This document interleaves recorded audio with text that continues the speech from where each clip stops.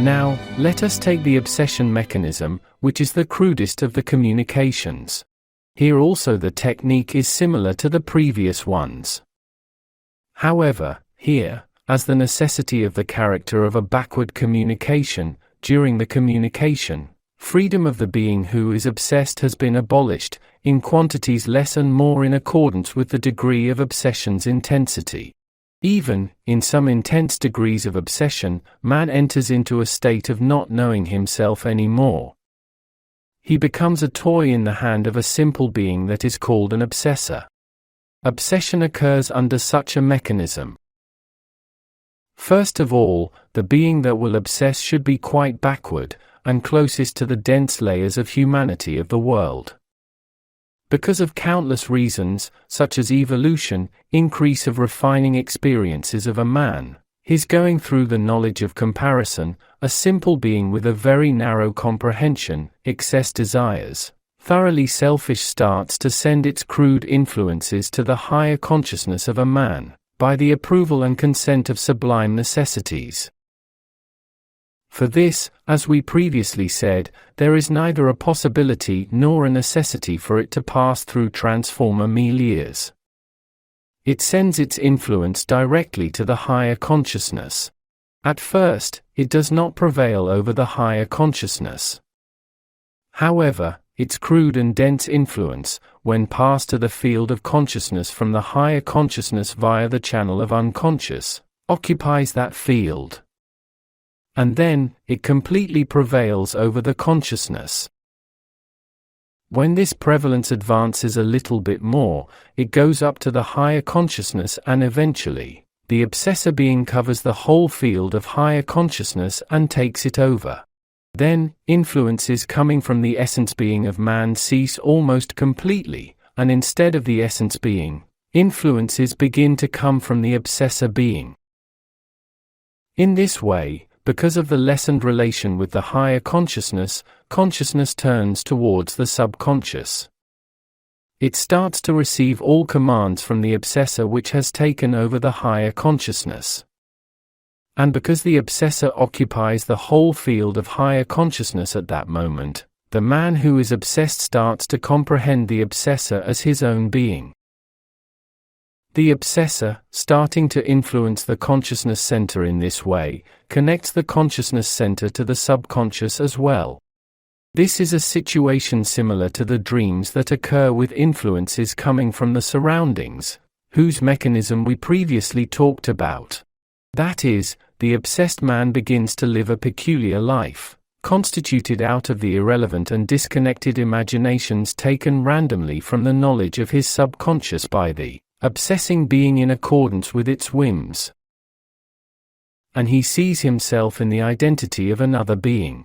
This means that consciousness is only face to face with images constituted in the subconscious, as well as the influences coming from the higher consciousness, which are of the obsessor, and filled with desirous, ignorant and selfish meanings suitable to its simple nature, and the obsessed man loses his own identity within these confused states, that is, he feels himself in other states. In the meantime, because the obsessor has been using both the consciousness and subconscious of that man as it wishes, it gathers these images according to its whims and capacity, and brings about the impressions in the consciousness that are suitable to its inclinations. Here, because the consciousness center takes the impressions all the time from the obsessor, its perceptual identity comes as well via the channel of the obsessor. Therefore, man sees everything from the viewpoint of the obsessor, and cannot have a comprehension pertaining to his own being. If the obsessor does not reflect these impressions to his consciousness at all, then he does not know anything and acts as an automat. Nevertheless, through the mechanism we talked about above, he leaves his will completely to the obsessor, and the obsessor uses and directs his consciousness as it wishes, without reflecting anything to his comprehension. Now, we will also say a few things about the scheme of influence that a hypnotist uses on his subject, and which is more or less fitting to the obsession mechanism. No matter how powerful a man is, as long as he is within the narrow possibilities of his body. He cannot directly govern the higher consciousness of a man, unlike an obsessor on the outside who is in a more or less free state. However, without knowing its mechanism, hypnotists stop the connection of the unconscious to the higher consciousness of the subject, by the influences they send out in various ways. When the influences that are supposed to come from the higher consciousness cease, hypnotists start to send their own influences to the consciousness. Here, foreign influences, unlike in obsession, do not arrive from the higher consciousness, but directly from hypnotists to the consciousness, via the channel of the unconscious. As you see, there is not much difference between two of these in regard to the technique. Once this mechanism is established, the subject begins to act with the influences of the hypnotist. If the hypnotists do not send influences to evoke impressions on the subject's field of consciousness, then he acts automatically, completely without comprehension. Nevertheless, since these influences, that is, the meanings in the suggestions of the hypnotists already exist in the unconscious, these meanings or impressions can be reflected to the consciousness, when necessary. We see it as helpful to talk a little as well about some communications that are called inspiration, and which put into effect the manifestations that mankind call genius, creativity in the life of sciences, arts and ideas.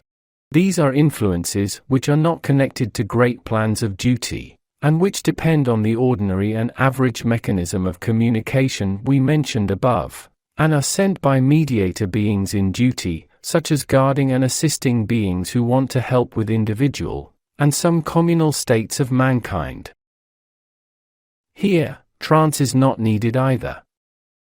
For, trance is a state put into effect with the purpose of decelerating the motions of the brain centers in response to the surroundings. In a state akin to sleep, so, influences coming from the surroundings can be removed during the flux of a long communique.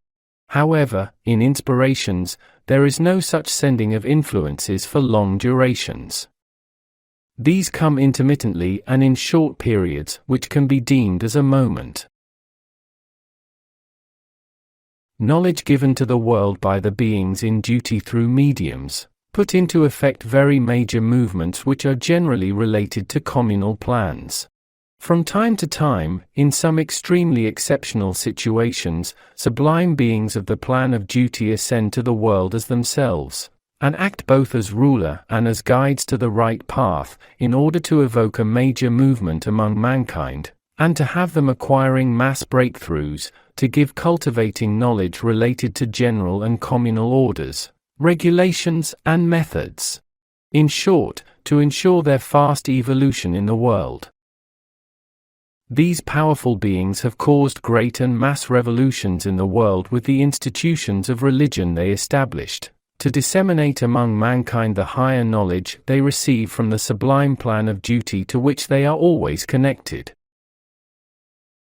Great religions, which were established in this way and displayed strong influences within the communal plans, have ensured that consciences reach higher levels through their strong and orderly sanctions. Religions, with this side of them, are of the vehicles for preparing mankind to the plans of duty. Religions have put into effect the current high and evolved state of the world, and have ensured the initial communal preparations of the next great transition cycle, and each of them, within their own constitution, have shown to mankind the most appropriate ways of preparing for the plan of duty, by responding to the various and differing needs, imperatives, and necessities of their own times. Each religion, by saving mankind from the darkness of ignorance, has led them to the great divine path with the profound intuitions they have given within the directives, examples, symbols, and knowledge, in accordance with the time and necessities. All religions have helped mankind in elevating the level of reality equilibrium line of their conscience mechanisms to the uppermost levels of their possibilities of comprehension, which are within the allowance of the necessities particular to that moment. As we have just mentioned, in order to enunciate and teach the necessities of an established religion, and to ensure the initial adaptation of mankind to these teachings, a being in duty from the sublime plan of duty came in the midst of mankind, by embodiment in the world, and mankind has called these embodied beings in duty, prophets or saviors. Mankind, who came into the world in order to prepare for the plan of duty, are not left unattended. If this was the case, mankind could not have come so far in their evolved states. Therefore, communal states arise, as individuals do, always under the supervision and observation of the sublime plan of duty. In the universe, there are great beings in duty, who are charged with this duty. Mankind has begun, especially as their comprehension expands, to overflow the narrow physico-chemical rules of crude matter they have lived within, and have always struggled strenuously with the need to learn the reasons for their existence, because of the intuitions and instincts filtered through their essence knowledge into their consciousness, about the possible existence of some laws and orders based on more encompassing, wider comprehensions. The initial question preoccupying them was, who made the things and especially themselves that they see in their surroundings, and who governs their fate? Therefore, the concept of God is the first powerful reflection of a need that emerged in their comprehensions, and which originates from their essence beings, with the help of superior vibrations. From the moment their comprehension started to develop, mankind has begun to look for a God. However, previously, this need of theirs was in a simple state, in accordance with their comprehension, which was yet too weak in regard to value. Therefore, man could not afford more than to search for his God within the limited possibilities of his 5 sense organs. The intuitions sent by the assisting beings that tried to respond to this need of theirs could only be possible through symbols that could address only the 5 sense organs of mankind. Mankind had not reached the levels of comprehension enabling them to understand the meanings those symbols actually indicated. Therefore, intuitions of divine concepts gave them only ways of symbolizing these with the things they knew as most powerful in their surroundings. For example, initially, the symbol of sun represented the god. A great river giving life to a country was again such a symbol. These symbols were sufficient only for a while for the simple comprehensions of early times. However, comprehensions were increasingly valued, and human comprehensions, which increased in value with high sublime matter combinations, were entering a state of dissatisfaction with these symbols. As a consequence of all these states, in order to introduce divine knowledge to mankind, from the plan of duty, beings in duty ascended into the world and established the religions of the book. Each of these religions completed some missing aspects of human communities. In this way, the paths of carrying mankind to a state of further advancement, which are delineated in accordance with the great plan of destiny, have been shown to mankind. Each religion has taught the things that have needed to be known by mankind, up to the highest possible levels of intuition their comprehensions could reach within the uppermost possibilities of the realities they lived in, and has accomplished its duty perfectly. First, it introduced mankind to automatically preparing states of the discipline of the application of the intuition of duty, through various forms of worship and obligations. And by teaching mankind to love each other, it also showed the directions belonging to the great preparation of advancement towards duty, with direct directives. It instilled in them all kinds of deeds that are necessary, for orientating always to the higher realities of their consciences. By showing them various ways of virtue, and with various sanctions, it ensured the ways of delivering mankind to the illumined possibilities of the preparation to the intuition of duty. In short, religions made mankind converge on the threshold of the great transition cycle of the world, which is near to happening today. If religions were absent, mankind would be much more backward than its present level. In this way, the beings in duty to ensure the preparation of mankind for the plan of duty accomplished their duty perfectly. However, although mankind has passed from early times to the middle times, they were not yet properly endowed in regard to comprehension during the times religions were established. Because of this, religions which came from the same source, that is from the plan of duty, and followed the traces of great truths in the same degree, could only give these truths to mankind at particular times, and only in the forms they were able to understand. Thus, prophets and saviors could only disseminate the truths that needed to be disseminated among mankind, by using symbols. Therefore, all great books of religion are full of powerful symbols carrying the intuition of truths, a piece of which was arranged and calculated, in accordance with their respective times. For example, Judgment Day is one of these symbols, and it expresses the world's nearing cycle of transition or the closing of this world cycle, which is a great truth.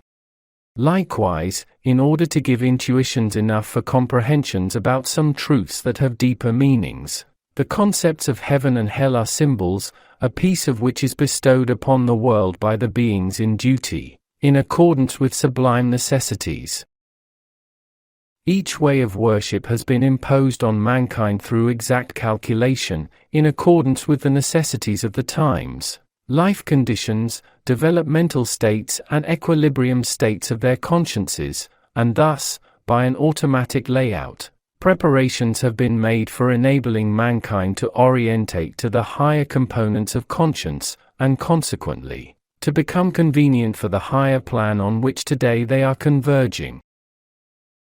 In the meantime, innumerable virtues commanded by the religions, such as love, compassion, solidarity, forgiveness, tolerance, sacrifice, resignation, benevolence, honesty, sincerity, some obligations toward their fellow human beings, and even towards the ones other than their fellow human beings, likewise, on the contrary, innumerable vices forbidden by the religions, such as selfishness, begrudging, enmity, envy, revenge, malice, dishonesty, hypocrisy, usurpation, stealing, homicide, have prepared mankind for higher comprehension plans, sometimes automatically and sometimes within a semi-comprehending illumination.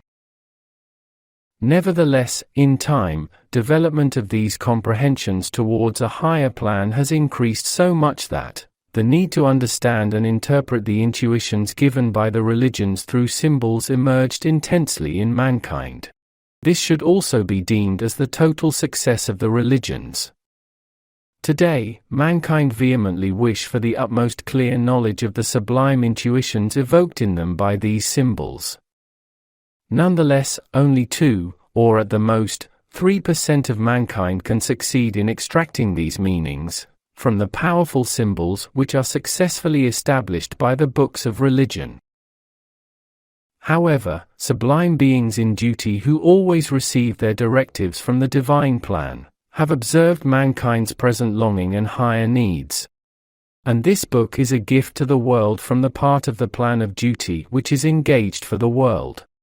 It contains the knowledge for mankind who are thirsty in their need to continue to seek and expect their evolution. Intuitions of the great truths have been given by the books of religions, within symbols powerful enough for mankind in accordance with the times and necessities. And in this book, clear knowledge of the truths that will conclude the world revolution, of which premonitions were previously given, and the intuitions of the coming superworld cosmos are written that these will be the last reality of today's world, which is on the brink of a great revolution.